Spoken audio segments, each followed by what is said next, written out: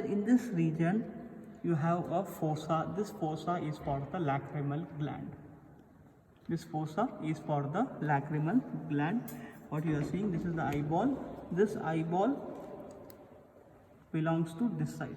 Remember, this eyeball is belonging to this side. So this is the lacrimal gland, and this lacrimal gland will fit here. This is the lacrimal sac. This lacrimal sac will fit here. Okay. So this was the orbit. Now what are the contents of the orbit? Already I said the most important major content of the orbit is this structure. What is the structure? The eyeball. This is the eyeball. Now when we are speaking about the eyeball, this eyeball, it is a circular structure, and this eyeball consists of this circular ball consists of three layers of coverings. The first outermost layer is a fibrous coat. The outermost layer is a fibrous coat. It is made up of two structures. One structure present in the front, this is the cornea, and present behind, what you see, the whole blue color thing in here, this is the sclera. This is the cornea, this is the sclera. Now this cornea is colorless, or it is transparent. Cornea is transparent, and the sclera is, what is the color of sclera? White. White in color. So what you see, the white of the eyeball, this is nothing but the sclera. What you see in the center, the black color thing, that is the cornea, but the color is colorless, transparent. So because it is colorless, you are seeing the inside of the eye. What is the inside of the eye? You are able to see. So what you are seeing, the black color, or some people have brown, blue, gray. So that is not the color of the cornea. It is the color of the inside. There is one structure called as iris. That iris color is seen through the cornea. Okay. So this was the outermost covering. How many coverings are there? There are three coverings. This is the outermost covering. Anterior 1/5 is made up of the cornea, and posterior 4/5 is made up of the sclera. Next layer is, now this area is called as the sclerocorneal junction. Sclerocorneal junction. Remember that this area is called as sclerocorneal junction, and this sclerocorneal junction consists of a very important structure called as a canal of Helm. I forgot the name, I think Elm or Helm, something like that. This canal is responsible for drainage of aqueous humor. Okay.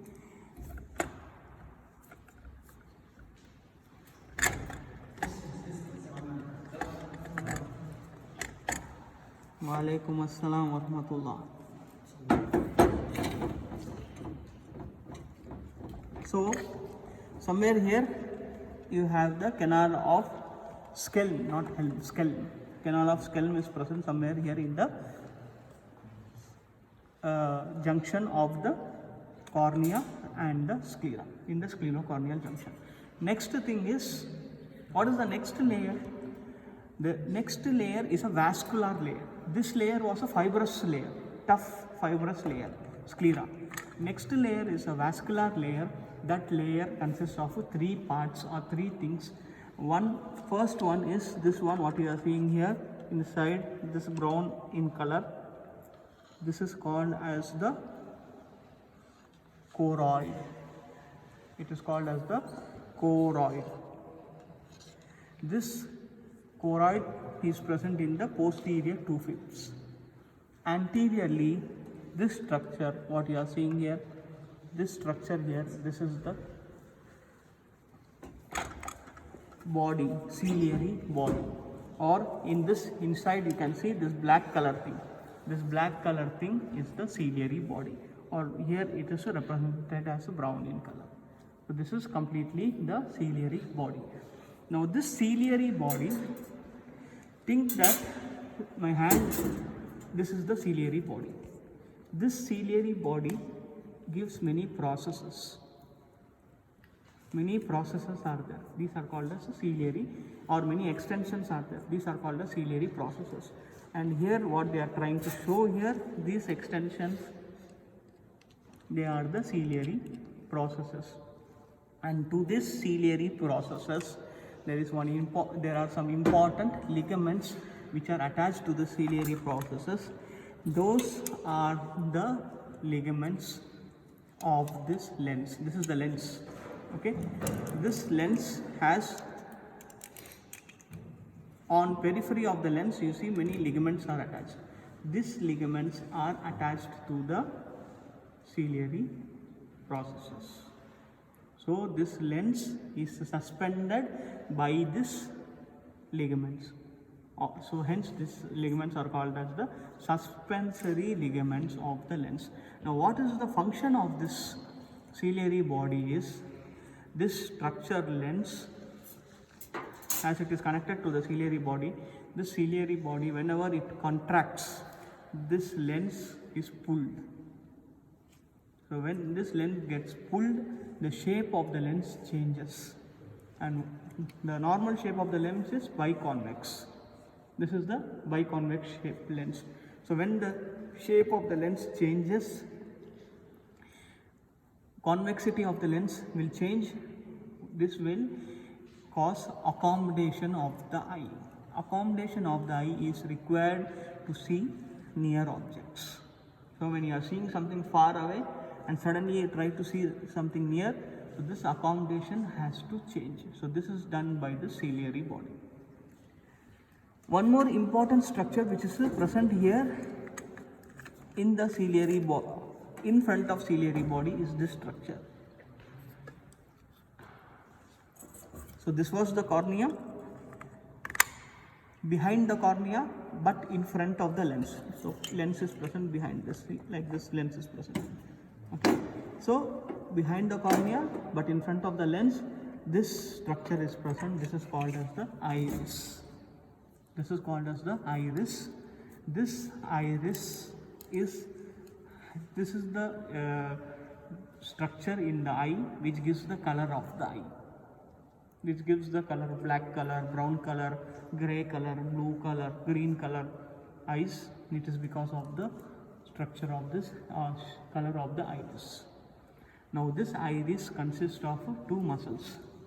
Okay, this iris, first of all, in the center it consists of one opening hole. This hole is called as pupil. All of you can see your pupil, and if you put light on the pupil from here, like this, you put light torch. Today evening you will be doing, I think, clinical skills. So when you put a torch light, this pupil will dilate. This pupil will dilate. So this dilation of the pupil and constriction of the pupil is done by the muscles present on this iris. There are two group of muscles. See here one circular group and here transverse group. Okay, this one and this one. One is responsible for constriction, one is responsible for relaxation or dilation of this pupil. Okay. Now, so this was the second layer. So second layer, you had the choroid, you had the ciliary body, and then you had the iris. Now the third layer is the, what you see here inside, yellow in color. This is the retinal layer, which is an neuronal layer. Remember that it is a neuronal layer, and retinal layer is present only in posterior aspect or posterior 4/5 of the eyeball. It is not present in the anterior aspect. So this retinal layer, it in the posterior most part. Now the retina consists of two types of cells, rods and cones. It has rods and the cones which are responsible for vision. Vision is done by this two types of cells present in the retina, rods and cones. These rods and cones give ganglionic layer. They give fibers, axonic fibers. These fibers will join together in one area here. This area is called as the optic disc. In this area, all this ganglionic layer cells, fibers will join and they will form this nerve. What nerve is this? Optic nerve. Then they will form this optic nerve.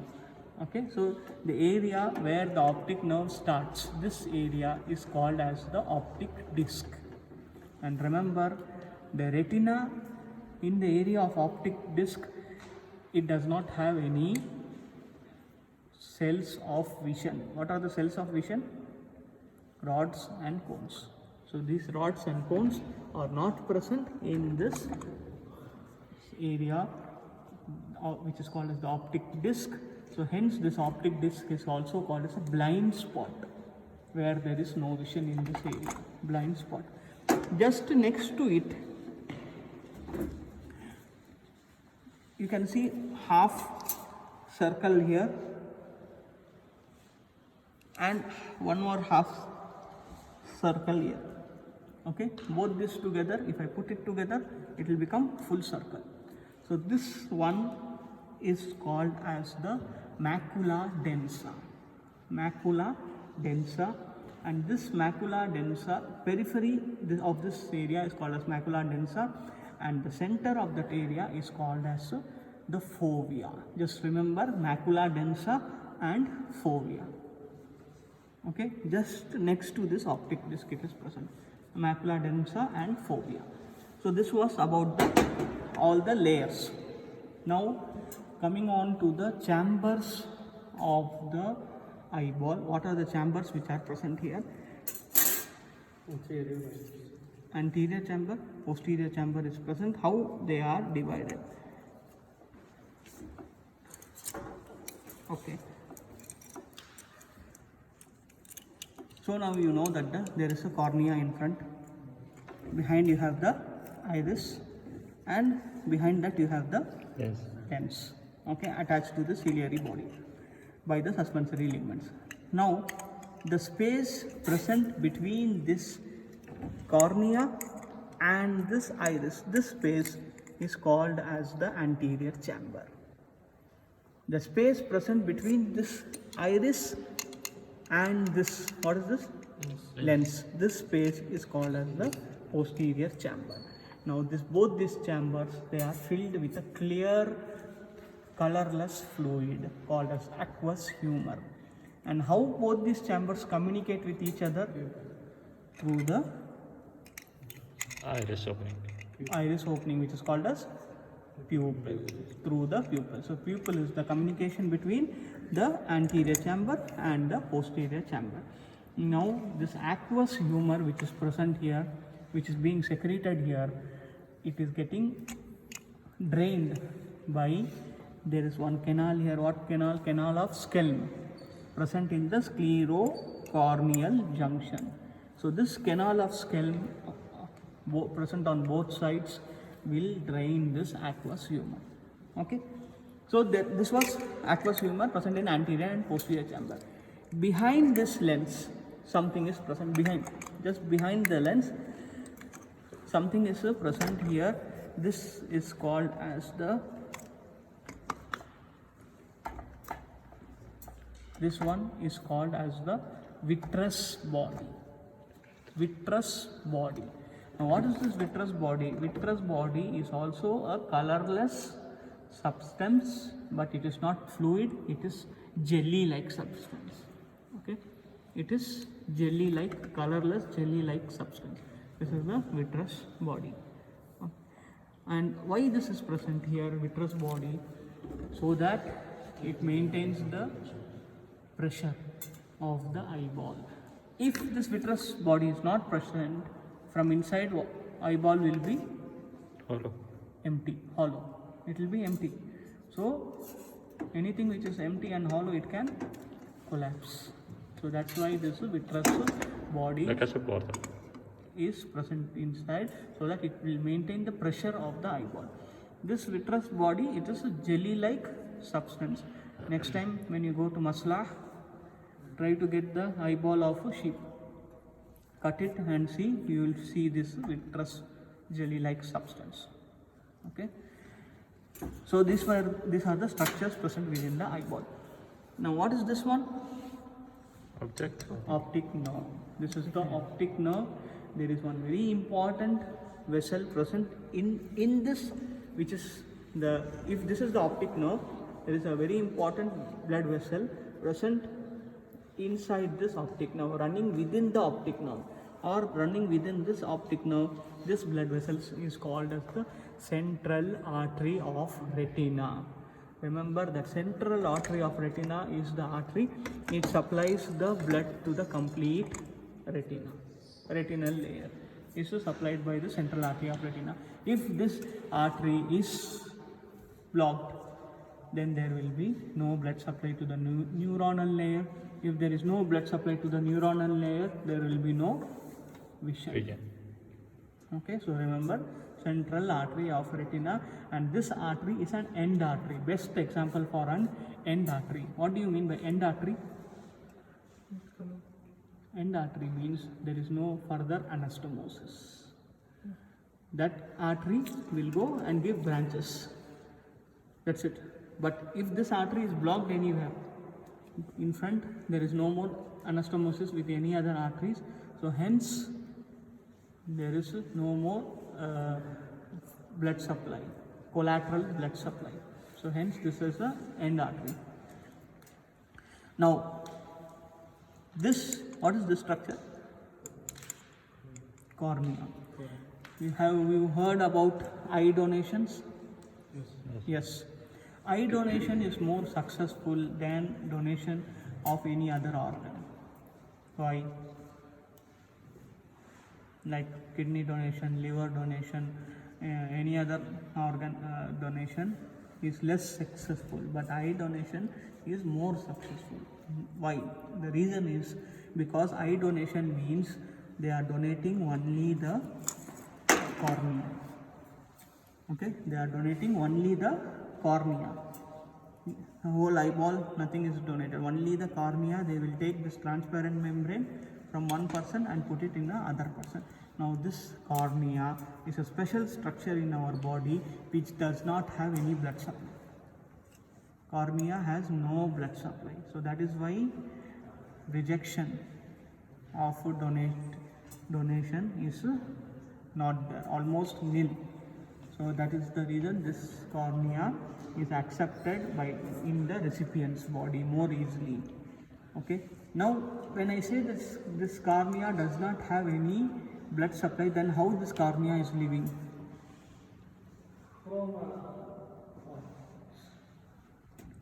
Every structure in our body requires blood supply, nutrients for to live. So how this cornea is living? This also requires nutrients. It is provided by the, what is present behind this? Some fluid is present. Aqueous humor. So these nutrients are provided by the aqueous humor. Okay, nutrients are provided by this aqueous humor by diffusion. So hence this cornea survives. So remember, eye donation only possible if there is blindness due to cornea. Corneal blindness only you can donate eye. Any other blindness which is not related to cornea cannot be treated. Only the corneal blindness. If this cornea is transparent, if this cornea becomes opaque, then there will be blindness. So this, only this blindness can be treated. All other blindness should be prevented because it cannot be treated. Any blindness involving the nerves cannot be treated. Cannot be completely reversed. Okay. Then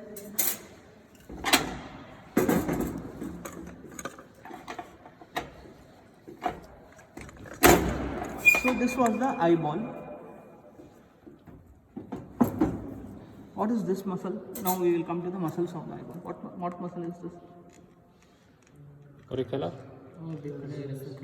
Orbicularis oculi. Very important muscle. Okay, remember orbicularis oculi, which will close our eyelids tightly. Okay. Now there is one structure called as lacrimal apparatus. This lacrimal apparatus is responsible for production, circulation and excretion of production, circulation and excretion of lacrimal apparatus, tears. Okay, of tears. So how it is produced, where it is going and how it is getting secreted. We will see that. First thing, it is produced by this structure. What is the structure? Lacrimal gland. Lacrimal gland. After it is produced from this structure, it is released somewhere here. It is released.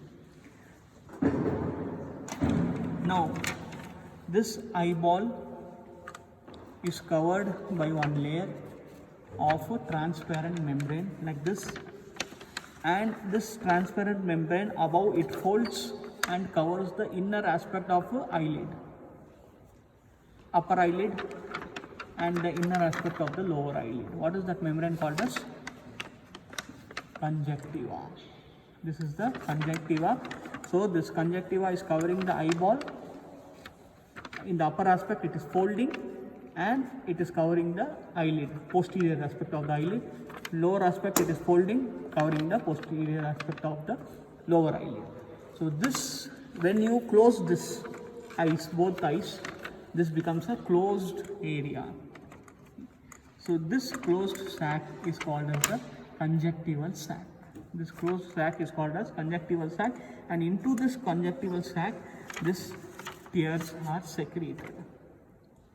So these tears are present within this conjunctival sac, and the part of the conjunctiva which is on the eyeball, this part of conjunctiva is called as bulbar conjunctiva, and the part of conjunctiva which is present behind the eyelids, this part and this part is called as the palpebral conjunctiva. Now this is secreted the tears. Now the tears are present in the conjunctival sac. After that, what will happen? These tears will be drained by two canaliculi. This is the superior canaliculi and this is the inferior canaliculi. There are two small pipes, superior and inferior canaliculi. And where does this canaliculi start? It starts at the punctum. All of you can see on each other's eyes. There will, in this area, medial aspect of the eye, there will be one small opening actually. You can see that opening very clearly, below as well as above. So this opening is called as the punctum. From this punctum, this canaliculi will start. Both the canaliculi will drain the tears into this sac. What sac is this? Conjunctival sac. So from this conjunctival sac, now this conjunctival sac is present where? It is present here. Okay, it's not conjunctival sac, it is the lacrimal sac. So this lacrimal sac is present in this lacrimal bone. This lacrimal sac will continue down as the nasolacrimal duct. This nasolacrimal duct is going here, piercing and opening here in the nose. So that's why whenever you cry, your nose will start leaking, because the excess tears is getting excreted into the nose. Okay. Now coming to the muscles, there are 7 extraocular muscles. In these 7 extraocular muscles, we have only 5 muscles are visible here. There are 4 recti, 2 oblique and 1 levator palpebrae superioris. This is superior recti, medial and lateral recti, posterior, inferior recti. Okay, this is the inferior recti, superior, lateral and medial recti. Now how you will identify lateral and medial recti in this? See You the have to see the question. In the question it will be written left eye. If this is the left, or we will be placing some mark, nasal aspect and medial aspect. Sorry, nasal aspect and temporal aspect, or lateral and medial. Then, so this is lateral and medial recti. Then this one is inferior recti. What you see here, this one is the inferior oblique. Inferior oblique. From here it will come and get attached here. Okay, this is inferior oblique. So two more muscles, superior oblique and levator palpebrae superioris, are not present in any of our models. And one more important thing, this canal present within the orbit is called as the inferior orbital fissure, and this inferior orbital fissure connects the orbit to the infratemporal fossa. It connects the orbit to the infratemporal fossa. Now one more canal is here. This one is the superior orbital fissure. This superior orbital fissure connects the orbit to the cranial cavity. Okay, one more thing should be there inside, but that canal is not present. There is only one small dot like thing inside that represents the optic canal through which the optic nerve comes. So read about superior orbital fissure, inferior orbital fissure. It might come in the examination. Okay, so that's it. Any doubts?